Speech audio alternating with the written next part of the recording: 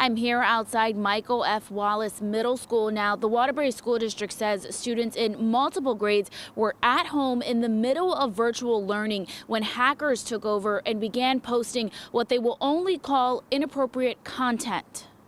And it's upsetting, given the nature of the content. I mean, we don't want any child, exposed to that kind of content. Wednesday morning, postings of highly inappropriate content popped up in a 6th grade virtual classroom at Wallace Middle School. It began with our 6th graders, and then it quickly spread to the 7th and 8th graders. The Waterbury School District will not go into detail in terms of what was posted, but says the Google Meet accounts were hacked in the middle of class. Alarmed, the school's principal, Vincent Balsamo, shut down the accounts within minutes, alerting families and Waterbury police. The police district confirming to Fox 61 they are investigating. I really can't stress enough how quickly the principal acted and notified our families right away.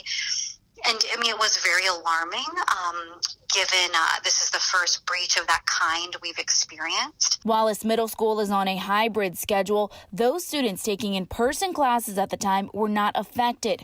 All of the school's passwords have been changed, and classes via Google Meet are expected to resume Thursday. The school district adds counselors will be made available to students disturbed by what they saw.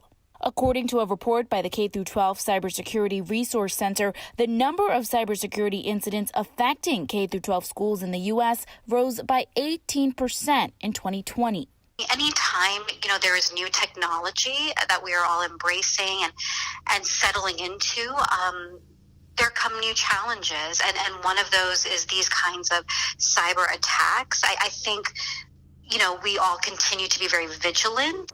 The school district says this is the first time hacking within the district has occurred, and right now their IT department is investigating. In Waterbury, Zania Maldonado, Fox 61 News.